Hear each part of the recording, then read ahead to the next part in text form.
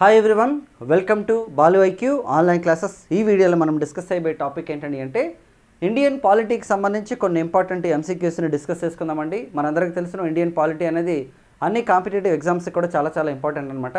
మరి పాలిటీ అనేది central exams కానీ స్టేట్ ఎగ్జామ్స్ కానీ ఖచ్చితంగా మనకు ఉపయోగపడుతుంది. మరి అలా ఇండియన్ పాలిటీ కనుక మీరు పూర్తిగా థియరిటికల్గా వినాలని అనుకుంటే, ఆర్గనైజర్గా మనకు fundamental rights, directive principles of state policy, union government, state government వినాలనుకుంటే మన బాలు ఐక్యూ యాప్ని డౌన్లోడ్ చేసుకోండి. అందులో చాలా నీట్గా డిస్కస్ చేయడం జరిగింది. ఎగ్జామ్ పాయింట్ ఆఫ్ వ్యూలో పర్ఫెక్ట్గా మీకు నీట్గా డీటెయిల్గా చెప్పడం జరిగిందనమాట.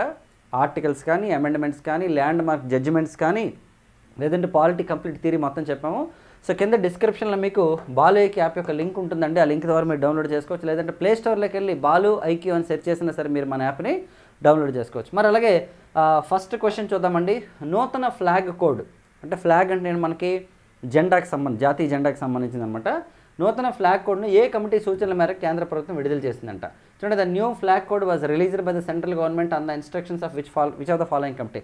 PO Shenoy, Indrajit Gupta, VT Krishnamachari and LM Singhvi అండి. ఇది వచ్చేసి మనకి పిఓ షనోయ్ కమిటీ అనమాట. చూడండి, అక్కడ పిఓ షనోయ్ కమిటీ సూచనలు అనుసరించి కేంద్ర ప్రభుత్వం 2002 సంవత్సరంలో నూతన ఫ్లాగ్ కోడ్ని విడుదల చేస్తుంది. మరి 2002 అంటే అప్పుడు ఎవరు మనకి ప్రైమ్ మినిస్టర్ అంటే మనకి అటల్ బిహారీ వాజ్పేయి గారు మనకి పిఎం అనమాట. మరి నూతన ఫ్లాగ్ కోడ్ 2002 ప్రకారం అన్ని రోజుల్లో జాతీయ పతాకాన్ని ఎగరవేయవచ్చు. అంటే రెస్ట్రిక్షన్స్ ఏం లేకుండా ఎప్పుడైనా సరే మన జాతీయ జెండాను ఎగరేయచ్చు.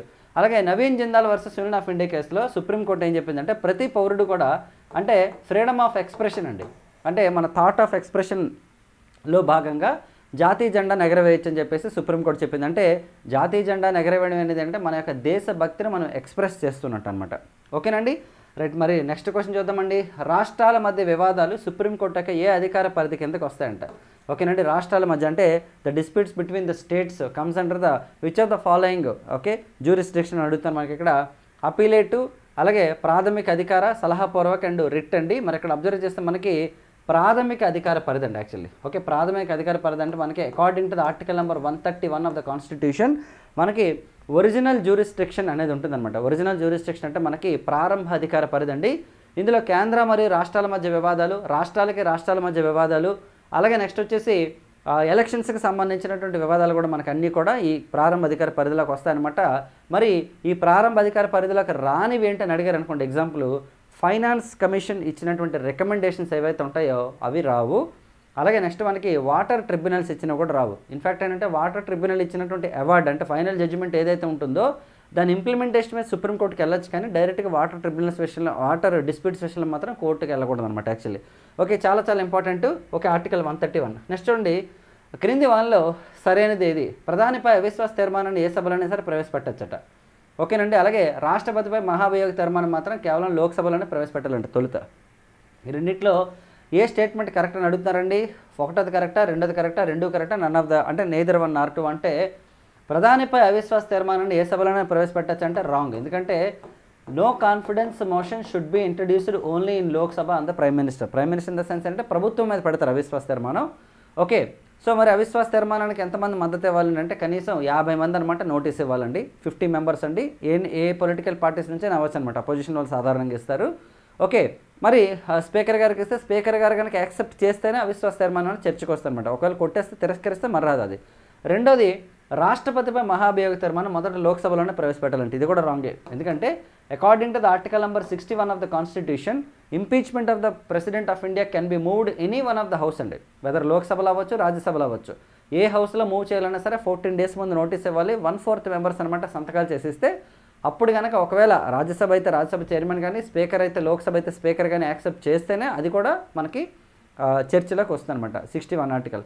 మరి మహాభియోగ తీర్మానాలు ఎవరెవరండి పార్టిసిపేట్ చేస్తారంటే members of Lok Sabha and members of Rajya Sabha అండి. కంప్లీట్ ఎంపీలు ఇంక్లూడింగ్ నామినేటెడ్ మెంబర్స్ ఉంటారు.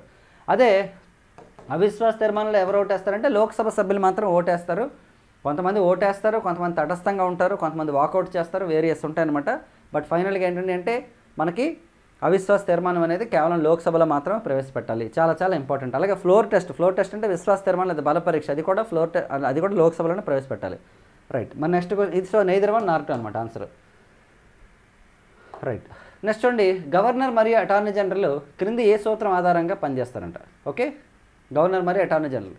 సో గవర్నర్ ఏంటంటే మనకి according to the article 155 of the constitution president of India appoint చేస్తారండి. అలాగే according to the article number 76 of the constitution ఏంటండి అంటే attorney general will be appointed by the president of India. మరి ఏ సూత్రం ప్రకారం చేస్తారంటే doctrine of సెవరబిలిటీ, doctrine of pleasure, doctrine of supremacy and doctrine of relevance అండి. వాస్తవానికి తీసుకుంటే గవర్నర్ గారు ఎంతవరకు పదవిలో ఉంటారని అంటే on the basis of pleasure of president of India. Attorney general కూడా అంతే, pleasure of president of India. కాబట్టి డాక్ట్రిన్ ఆఫ్ ప్లెజర్ అనమాట. ఓకేనండి, డాక్ట్రిన్ ఆఫ్ ప్లెజర్ ప్రకారం ఉంటారనమాట. చాలా చాలా ఇంపార్టెంట్. నెక్స్ట్ క్వశ్చన్ చూద్దామండి. రాష్ట్రపతి పరిశీలనకు ఒక బిల్లుని గవర్నర్ ఏ అధికరణం ప్రకారం రిజర్వ్ చేస్తారంట. అంటే ప్రెసిడెంట్ ఆఫ్ ఇండియాకి అనమాట కాల్ ఫర్ చేస్తారండి ఒక బిల్లుని. అంటే స్టేట్ అసెంబ్లీ పంపించినటువంటి ఒక బిల్లుని రాష్ట్రపతి గారికి పంపిస్తారనమాట. ఏ ఆర్టికల్ ప్రకారం పంపిస్తారంట.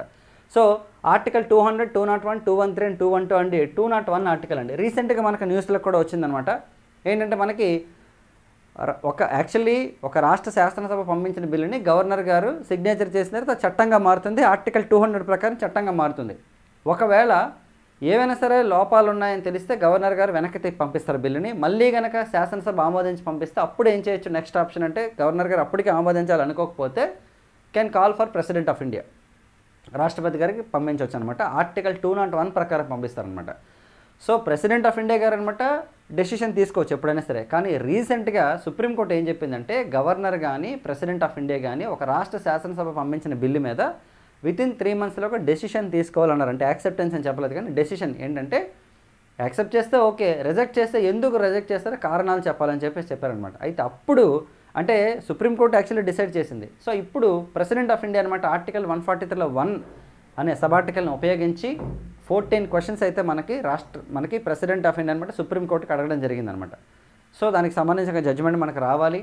ఎందుకంటే రాజ్యాంగబద్ధమైన ప్రశ్నల విషయంలో అయితే కనీసం 5 సభ్యులతో కూడినటువంటి ధర్మాసనంతో సుప్రీంకోర్టు అనేది మనకి జడ్జిమెంట్ ఇస్తుంది. చాలా చాలా ఇంపార్టెంట్. ఓకే, సో రీసెంట్గా న్యూస్లోకి వచ్చినటువంటి ఆర్టికల్ ఇది 201. నెక్స్ట్ చూడండి. ఓకే, పార్లమెంట్ ఒక సమావేశం నుంచి ఒక సమావేశం మధ్య గల కాలాన్ని ఏమంటారంట. ఓకేనండి, పార్లమెంటు ఒక సమావేశం నుంచి ఇంకొక సమావేశం అంటే ఏంటంటే మనకి ఓకే బేసిక్గా తీసుకుంటే మనకి బిఎండబ్ల్యూ అంటాం మనం.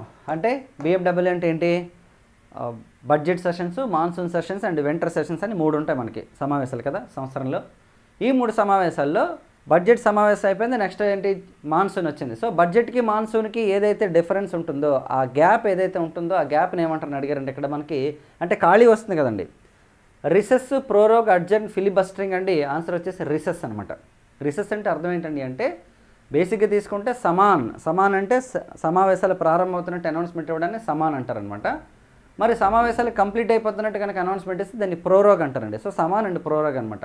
మరి రిసెస్ అంటే అర్థం ఏంటంటే అంటే ద డిఫరెన్స్ అంటే the gap between the 2 sessions of the parliament is called recess అనమాట. రిసెస్సే మనం రిఫ్రెష్ అని కూడా చెప్పొచ్చు అనమాట. అంటే ఎంపీలంతా కూడా ఆల్రెడీ పార్లమెంట్ సమావేశాలకు అటెండ్ అయ్యి బాగా అలసిపోతారు కాబట్టి మళ్ళీ రిఫ్రెష్ అవుతారు అని గుర్తుపెట్టుకోవచ్చు అని చెప్పేసి రిసెస్ అని చెప్తున్నాను నేను. ఒక సమావేశానికి మధ్యలో ఉండే గ్యాపే మనకి రిసెస్ అనమాట. చాలా చాలా ఇంపార్టెంట్. నెక్స్ట్ ఉండమ్మా, అధికారంలో ఉన్న ప్రభుత్వాన్ని అంట కొంతమంది అనూహ్యంగా పడగొడితే దాన్ని ఏమంటారంట. అంటే ఆల్రెడీ గవర్నమెంట్లో ఉంది, సడన్గా అనమాట ఏదో వచ్చి వెంటనే పడగొట్టేశారు అనుకోండి ప్రభుత్వాన్ని, అప్పుడు ఏమంటారంట దాన్ని coup d'etat, filibustering, bootlegging and horse trading అండి. ఆన్సర్ వచ్చేసి మనకి కూడీటా అనమాట. యాక్చువల్లీ కూడీటా అంటే అర్థం ఏంటంటే అంటే మనకి ఒకేసారి అనమాట. అంటే గవర్నమెంట్ మ్యాజిక్ ఫిగర్ ఉంటుంది, అంతా కరెక్ట్గా ఉంటుందండి. సడన్గా ఒకేసారి కనుక గవర్నమెంట్ పడిపోయింది అనుకోండి, ఎగ్జాంపుల్ దీన్ని కూడీటా అంటారు అనమాట. యాక్చువల్లీ అంటే వాళ్ళకి ఏదో అసంతృప్తి ఉండొచ్చు వేరియస్ రీజన్స్ వల్ల, గవర్నమెంట్ కనుక పడగొడితే అప్పుడు దాన్ని కూడీటా అంటారండి. చాలా చాలా భారతదేశంలో ఈ టర్మ్ ఎక్కడ వాడరు మనకి, బట్ ఇది కూడా one of the terminologies of parliament అనమాట. అదే నేను మీకు ఎక్స్ప్లెయిన్ చేశాను. చూడండి, పార్లమెంటరీ టెర్మినాలజీ చెప్పాము, పార్లమెంటరీ కమిటీస్ చెప్పాను, అలాగే పార్లమెంటరీ సిస్టమ్ మొత్తం డిస్కస్ చేయడం జరిగింది మన యాప్లోని. చాలా కోర్సెస్ అయితే మీకు త్వరలో అందుబాటులోకి రాబోతున్నాయండి. సో మన ఛానల్ని సబ్స్క్రైబ్ చేసుకోండి, అలాగే వీడియోని లైక్ చేసి మీ ఫ్రెండ్స్తో షేర్ చేసుకోండి. అలాగే బాలుఐక్ యాప్ని డౌన్లోడ్ చేసుకోండి. డిస్క్రిప్షన్లో లింక్ ఉంటుంది, ఆ లింక్ ద్వారా మీరు డౌన్లోడ్ చేసుకోవచ్చు. క్లిక్ చేస్తే మీరు ప్లే స్టోర్కి అనమాట అది మీకు తీసుకెళ్తుంది. సో అక్కడ మీరు ఇన్స్టాల్ చేసుకుంటే మీకు మన క్లాసెస్ ఏంటంటే అన్నీ కనిపిస్తాయి అనమాట. ఓకే, మీకు రీజనబుల్ ప్రైసెస్లోనే మంచి కంటెంట్ అనేది ప్రొవైడ్ చేయడం జరిగింది. సో నెక్స్ట్ వీడియోలో మళ్ళీ కలుద్దాం. Thank you so much all of you and wish you all the best.